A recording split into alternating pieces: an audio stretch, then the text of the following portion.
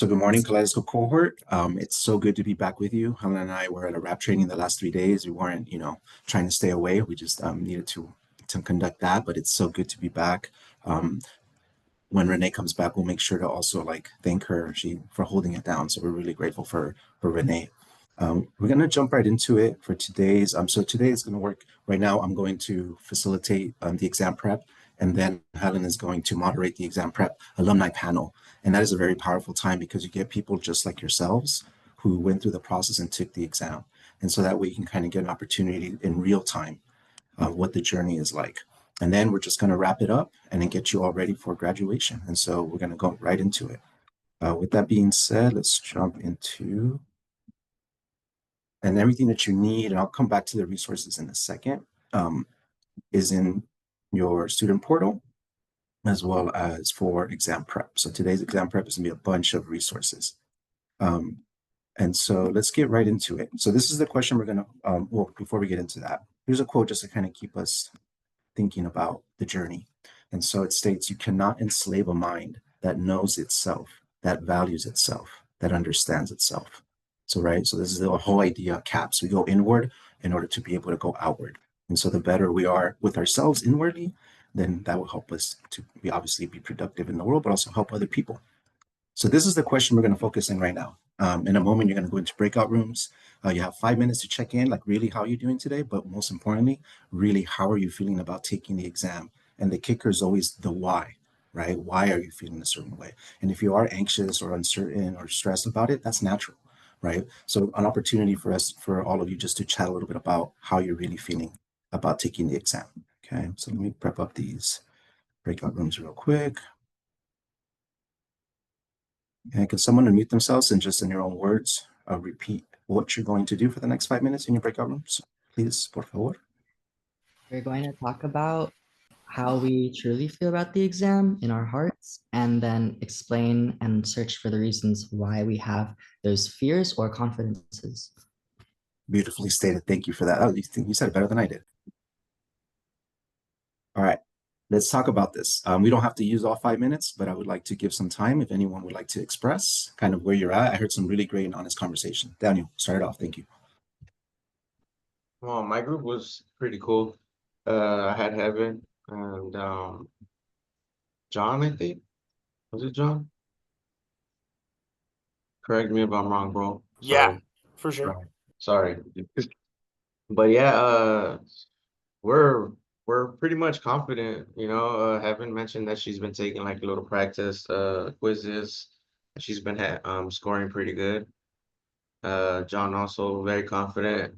I myself say that I'm a little bit nervous, but at the same time, I know that we're gonna tackle down that test. We're gonna pass it. So good luck to everyone. Thank you, Daniel, for your honesty and also for the well wishes. Latte de Maria Sosa. So I had Stucco, Stevie, and Maggie, finally Maggie, and then I believe Justin came in. And what I was saying was I'm nervous about the time running out. And then I was saying that we probably should get a good night's sleep before and eat breakfast in the morning just to stay alert. Excellent suggestion. Thank you for that, Latte. Maria, wrap it up, please. I think my group was, I forgot their names. I forgot their names. But I had two gentlemen, and we were just talking about like how we really feel. So all of us, we all feel nervous, you know.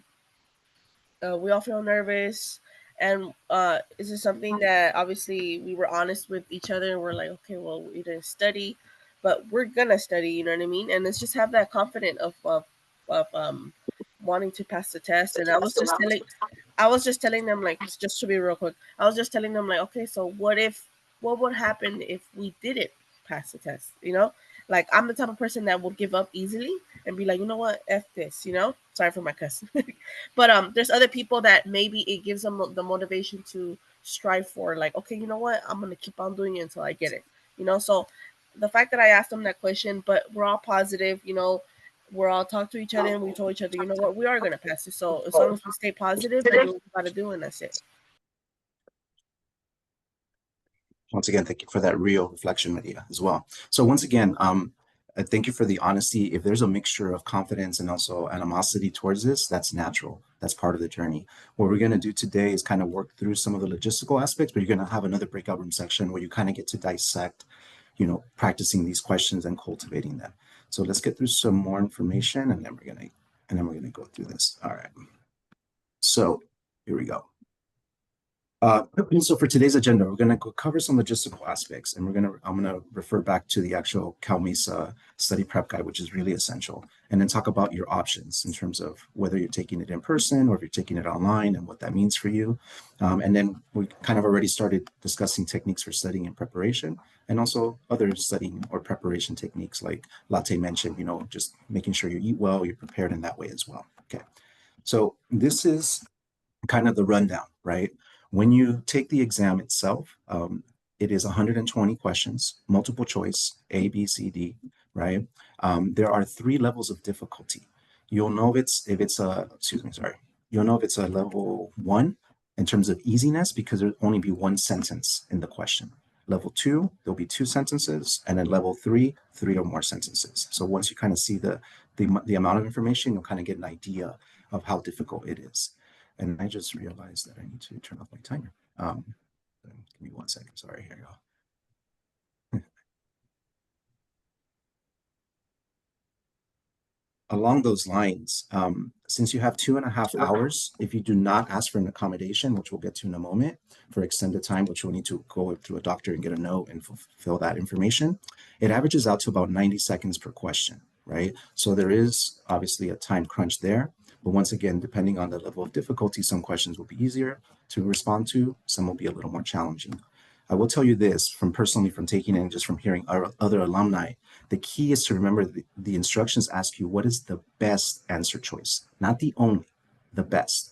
For most questions, you'll be able to knock out 2. The answer is like, it's not that. And then there's 2 left. You're like, it could be this one or that one.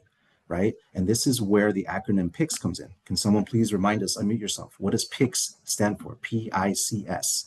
Renee, I know mentioned it various times. Anybody? What's the P stand for? Person-centered, Person-centered. inclusive, collaborative, and I Yeah. forget the S. Oh, someone come in with strong. What's the S? Strength-based. Strengths-based. There we go. Excellent. So that acronym works really, really well, especially if you're like, oh, I don't know if it's this one or this one. Then you need to look at the answer. Is it person-centered? Is it inclusive? Right? Is it collaborative? And is it strength-based? And if you have yes, yes, yes, boom, that's going to be your answer. Okay. So as we kind of look at that, remember that someone mentioned this, and I think it was Maria Sosa. And I think this is important to note. If for whatever reason you do not pass on the first time, we have had some people go through that, right? You have 2 more opportunities from the date that you take it to retake it, right? So you'll have a 12-month period with that to do that. I will be honest with you. We will be honest that CAPS only pays for the first attempt. So we cover the application fee of $100 and the examination fee of $150. If for whatever reason you do not pass and need to retake it, that's your prerogative, but you will need to pay for that. Okay. As a friendly reminder, historically, CAPS has over a 98% passage rate on the exam. And actually, we have closer to 100% on this, people who have not passed the first time and taken it the second time. And we have a really powerful story on the alumni panel of someone who's journeyed with that. And I'm going to let her talk about that because it's just so powerful here. So logistical information, these are the kind of the essentials here. All right. Let me get through a few other things. So in CAPS, we talk a lot about it depends, right? Meeting the person where they're at, the gray, the rainbow, however you want to call it. When you take this exam, it's black and white. So when you get there, please get there early. Please make sure you have a valid form of ID, whether it's a passport, driver's license, etc.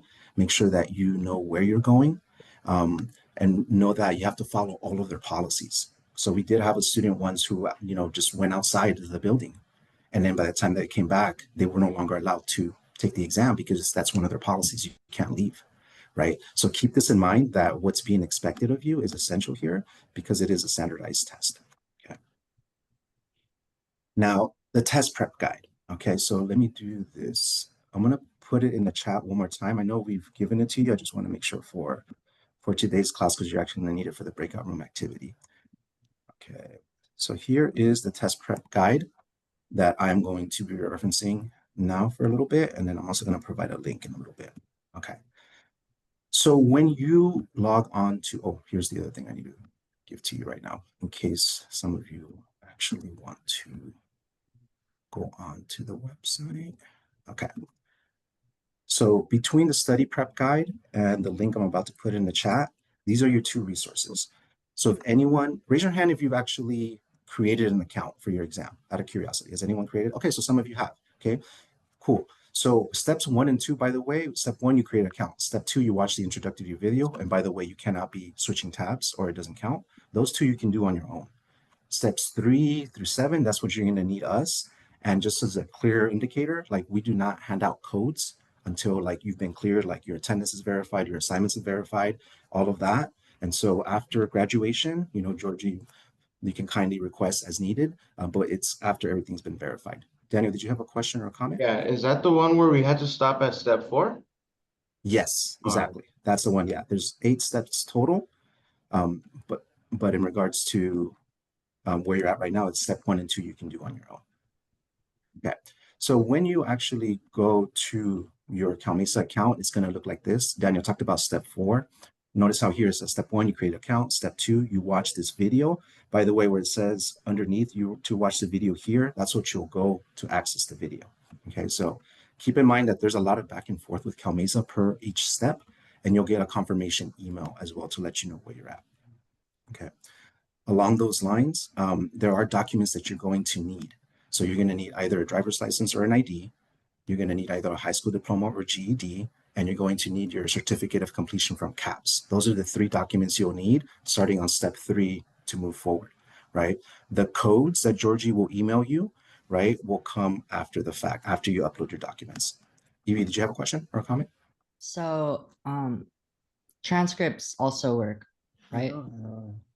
I would suggest trying. Right now, we've been hearing sometimes it works, sometimes it doesn't. If that's what you have, I suggest you try. But I know that they're requesting the actual certificates, but you may get lucky.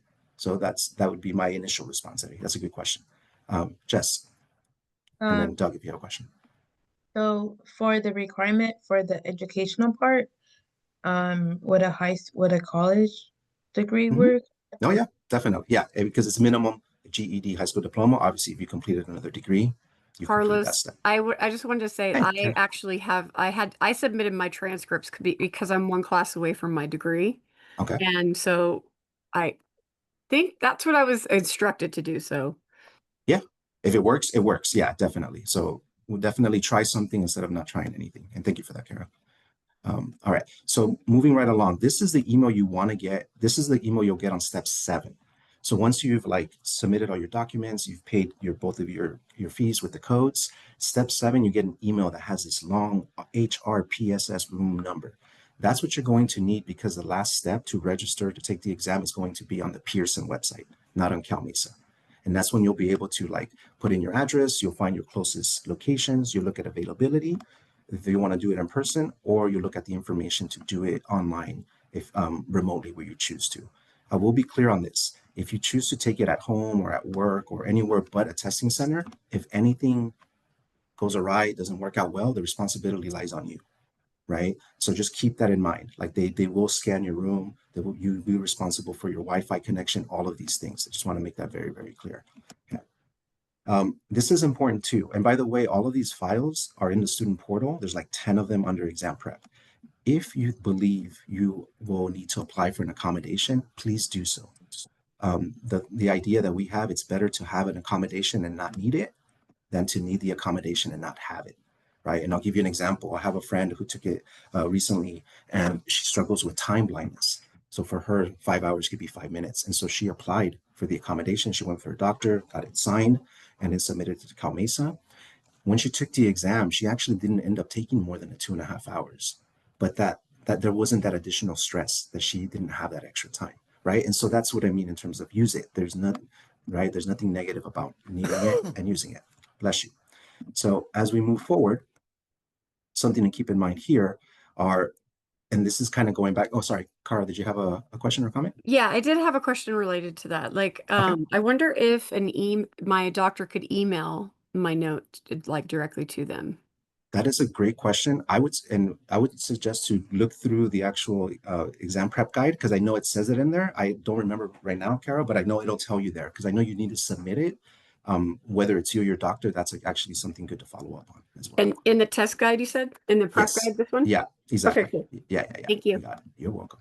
All right. Some other logistical information. Please get there early. If you're late, they will not let you in. If for whatever reason you need to cancel, please make sure it's done before the time, right? Because if not, you lose that money, you lose that shot, right? So once again, this is very logistical and black and white. So that's just the cancellation and makeup policy.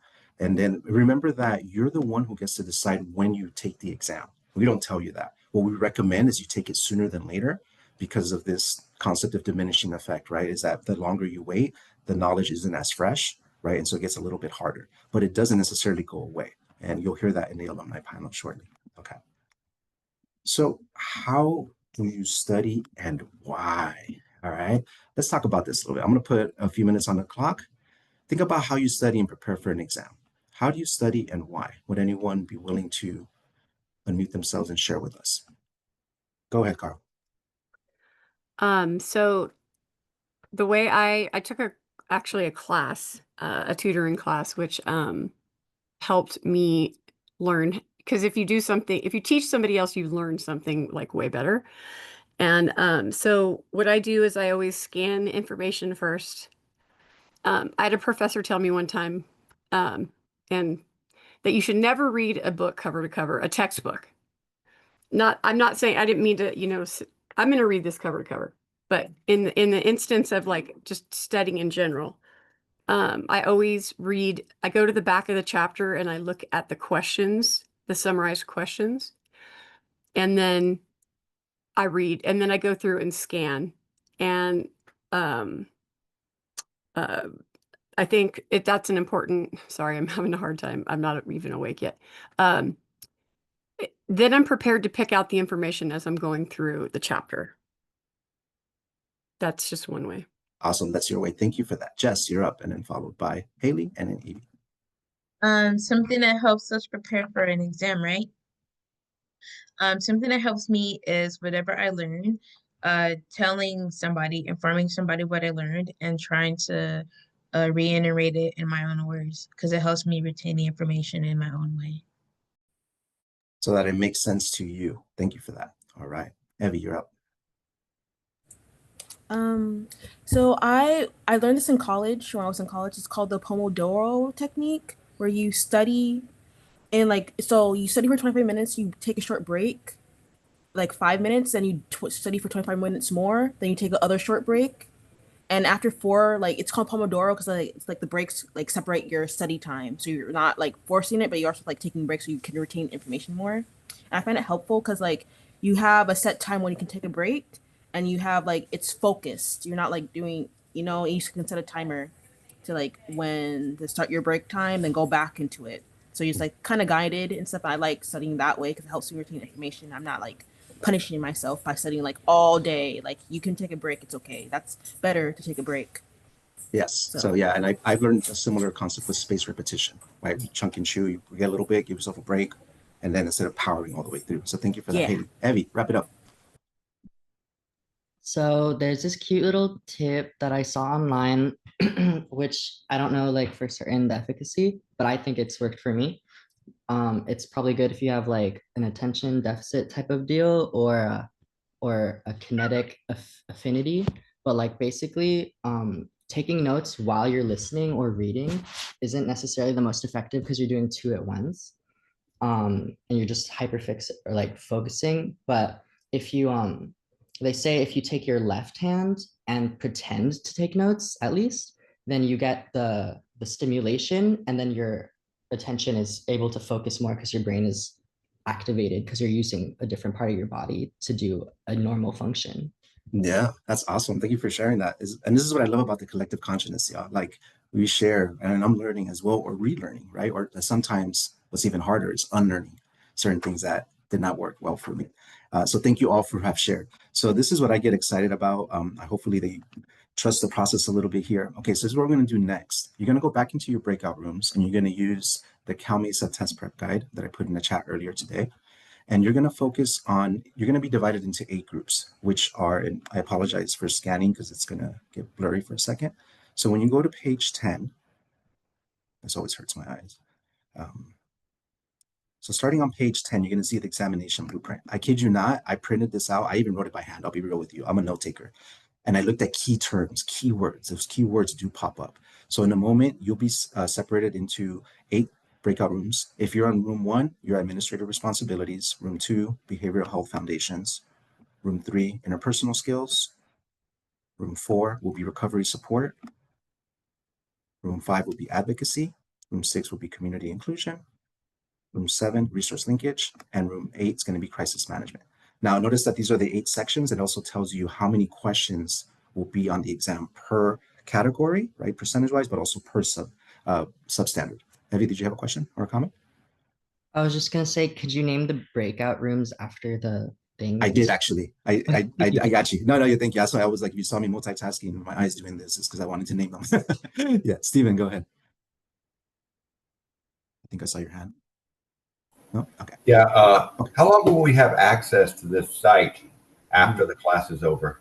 Well, you know, if you slip Helen and I at 20, we got you covered. Just kidding. No. So here's the cool thing about I've already done that. Hey, I never got my money. Helen, just kidding. So here's the thing. CAPS, what I love about CAPS is we're not like, hey, graduation, peace out. No, we still got you. We need to hear from you. We don't know when you take the exam unless you let us know. We don't know if you pass until you let us know. These resources, your student portal is open. You have access to it, right? So you can go back, look at the videos. You can go back, look at the resources. So it's yours, and you'll have plenty of time to use it moving forward, Stephen. Yeah. So I was, yeah. Oh, you know what? Never mind. So give me a second, Carl. I'm going to get to this next part real quick. Thank you. All right. So you're going to use the blueprint, which is on pages 10 to 14, based on your section. And then this is what I'm going to ask you to do together as a team. I know it's going to seem a little bit kind of out of script. I'm going to ask you to create one mock question, right, together. Now, if you're like, oh, we don't know where to start, I got you covered. Because if you go to page 24, starting on page 24, there are practice exam questions that are already created, and they give you examples. So for example, administration responsibilities, here are examples. Feel free to be creative and take the first question and then flip some things around, right? So right now it's not about, you know, like making yourself stressed out about, oh my gosh, what kind of question can we create? Choose a solid one, because the idea here is that we're looking at it backwards, right? Up until now, for most of us, we're exam takers. We're not necessarily exam creators. But if you start to think about how questions are created and why answers are placed the way they are, it allows your mind to look at it from a different way as well. And then you also have an opportunity to talk together. So you're going to have 15 minutes. You're going to go in, get together as a team. You're going to create one solid test question, right, with 4 answers. And then please choose a spokesperson to come back, and you can either read it aloud or you can share your screen if you create a digital doc, and then you can share it with us when we come back. Okay. Questions? All right. When someone please do us the honor and just unmute themselves and let us know what you're going to do next, please.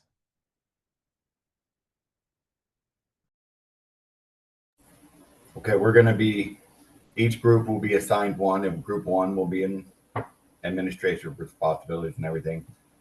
We're going to go over that, and then we're going to create our own test question and our own answers, and we're going to tell them to you after these 15 minutes is over. That's it. Exactly. Thank you for that. All right. All right, welcome back, everyone. Okay, so kind of the elephant in the room. Raise your hand if you found that activity to be challenging to some extent. Anybody? Yeah, okay.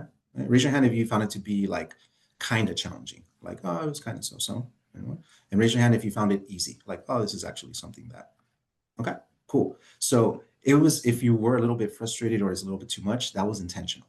Remember that our work as peer support specialists is doing with, not doing for. Could I have easily given you a list of test questions and then come back and given you the answers? Yes. Do I personally believe that's what's going to help you prepare on your own? No.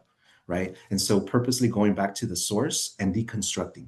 Right. And so the idea is, how can you deconstruct the question to kind of get yourself in that mindset of why these questions are asked? So with that being said, we have just enough time. I'm going to put 10 minutes on the clock. Please try to take about a minute or so when you're going to present for your team. And then, so just present your question and then what your answer choices are, and then whatever the actual answer is for us. So we're going to go, okay, Ryan, your team, you want to go first?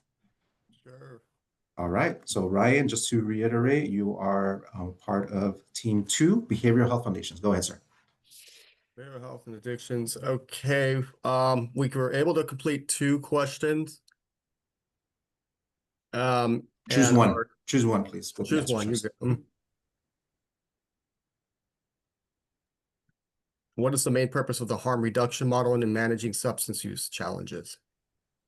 Is it A, reducing exposure to the judicial system and lowering incarceration rates? B, minimizing overdose risks and improving access to care services?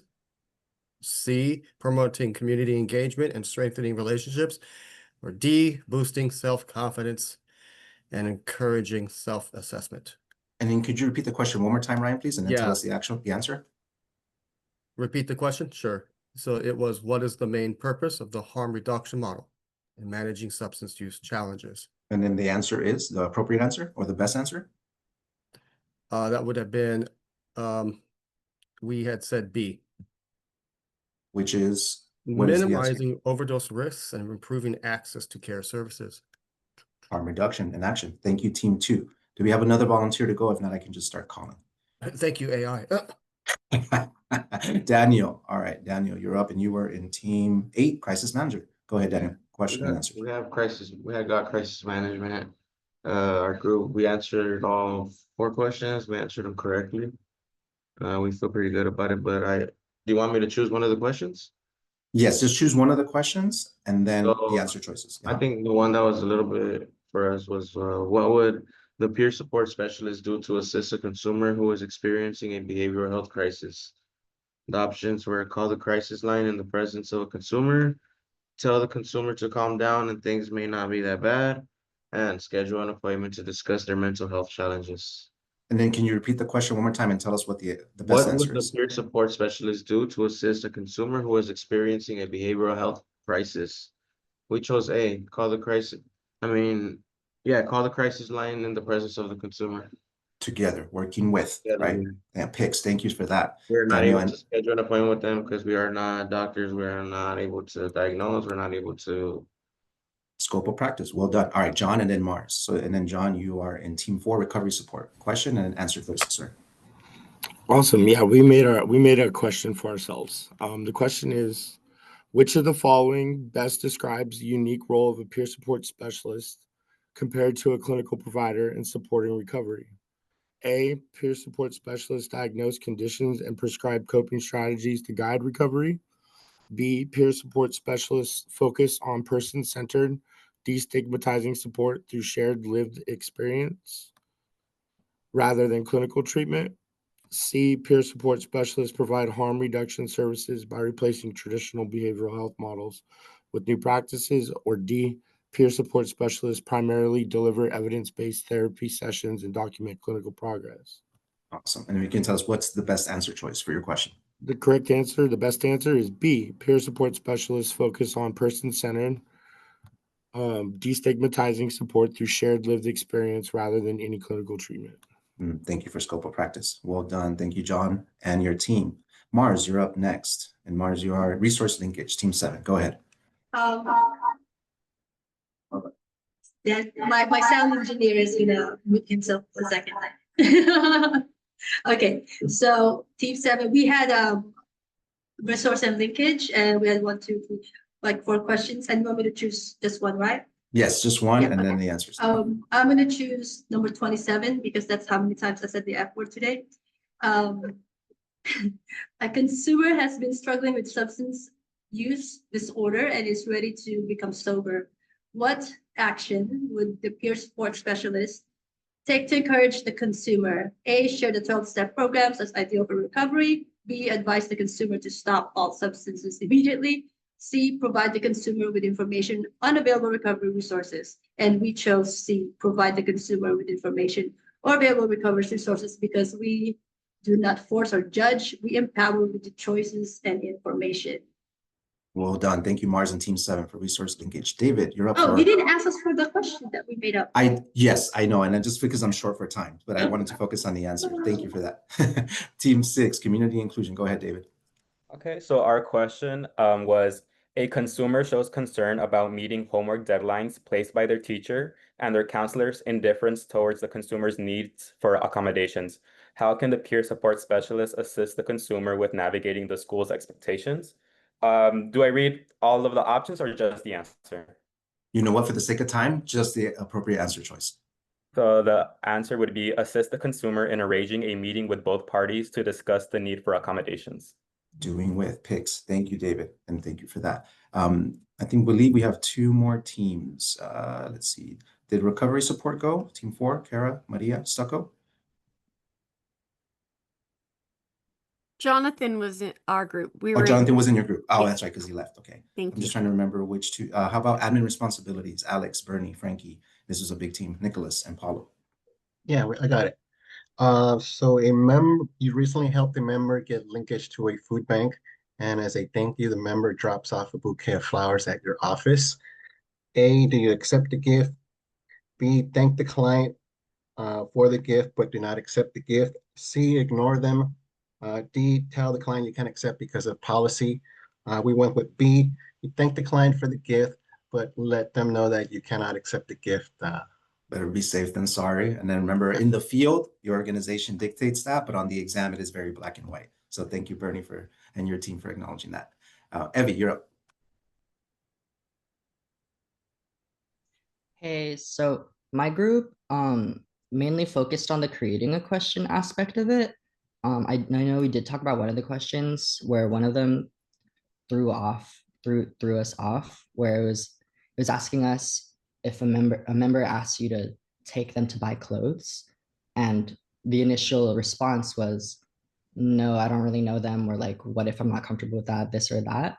But then the answer was actually drive them to get clothes, and it's important to remember that in certain positions you may be required to do that, not because, not if it makes you uncomfortable, you probably don't have to, but like, if it's part of your job, probably should.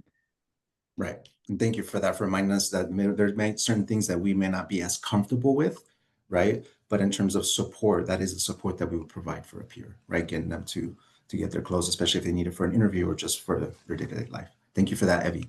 And so once again, the idea here is to really look at how we would answer these questions on the exam. And just remember, like, here's something that's really important, is that whatever the question is asking you, please don't add to it in that sense. So we can have a habit of like, oh, this reminds me of this real scenario, and that can trip you up. What is the question asking you?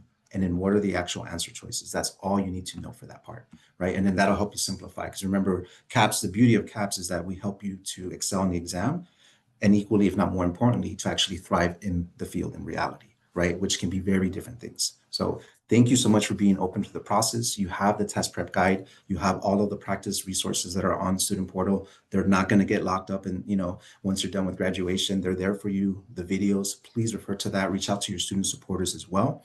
And what we're going to do right now is I'm actually going to pause the recording here. Hold on, what's going on here? Helen, are you able to pause the recording? Because I think